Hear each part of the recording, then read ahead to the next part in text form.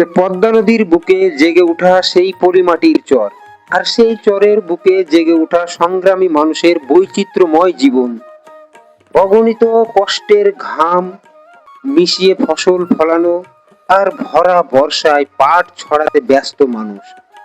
এদিকে নৌকায় করে পিকনিক, আনন্দ উল্লাসের সাথে এক জায়গা থেকে আরেক জায়গায় ভ্রমণ। এ যেন এক গ্রাম বাংলার অপরূপ সৌন্দর্য, যা দেখলে আপনার মন জুড়িয়ে যাবে। হ্যালো বন্ধুরা, আমরা এখন চলে এসেছি পদ্মা পারে, একেবারে চরে। তো আমরা এখন বর্তমানে চরের রাস্তা দিয়ে হাঁটছি। এটা হচ্ছে সেই চরের রাস্তা। আমরা এখন সেই কাঙ্ক্ষিত সেই চরে যাব। তো এটা হচ্ছে সেই পদ্মা নদীর পাড়। সেই পাড় বরাবর কিছুটা হাঁটার পরে সেই গ্রামে আমরা প্রবেশ করব।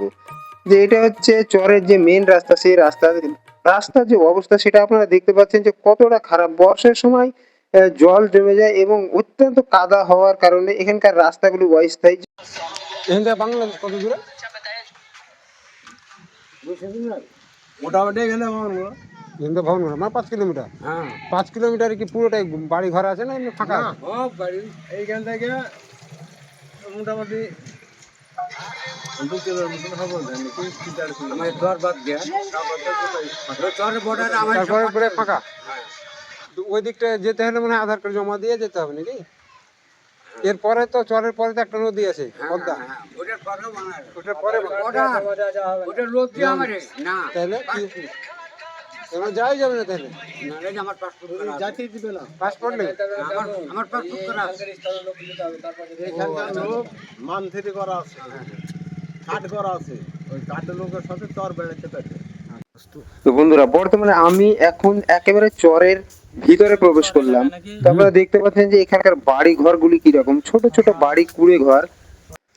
আর বর্ষায় বেড়ে ওঠা ছোট্ট ছোট্ট গাছগাছালি। প্রবল বর্ষণে পদ্মার জলস্তর অনেকটাই বেড়ে যায়, আর এই গ্রামের মধ্যে কিন্তু জলটা অনেকটাই চলে আসে। তাই বাড়ি ঘরগুলিও অস্থায়ী ভাবেই তৈরি করা হয়।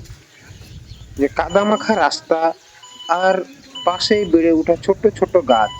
আমরা এখন প্রবেশ করছি চরের একটা ছোট্ট বাজার। এখানে কয়েকটা দোকান আছে, আর মাঠ ভরা পাট আর বিভিন্ন ফসলে ভরা।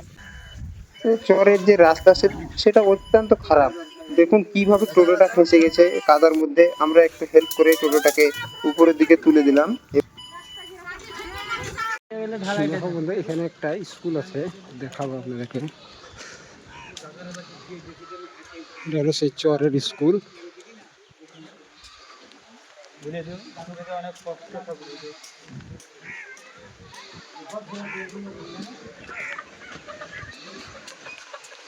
চরের স্কুল পুরোটা আপনাদেরকে দেখাবো।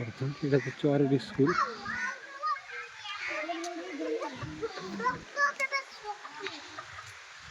আমরা এখন একেবারে চরের মধ্যবর্তী স্থানে আছি।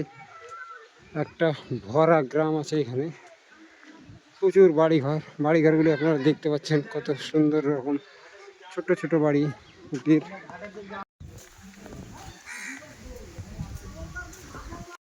আমরা এখন সেই চরের পথ দিয়ে এগিয়ে চলেছি। তো আপনারা দেখতে পাচ্ছেন সামনে আপনাদেরকে বিভিন্ন যে এখানকার জমিতে যে চাষগুলি হয় সেগুলি দেখাবো। দেখতে পাচ্ছ তোমরা, এই যে এগুলি এখানকার জমির যে বিভিন্ন ফাঁকা জায়গা পাট হয়ে আছে আরো কত কি। এবার আমরা এখন পদ্মা নদীর যে ঘাট এখান থেকে বের হবে সেখানে যাব এখন। এই যে ঘাট।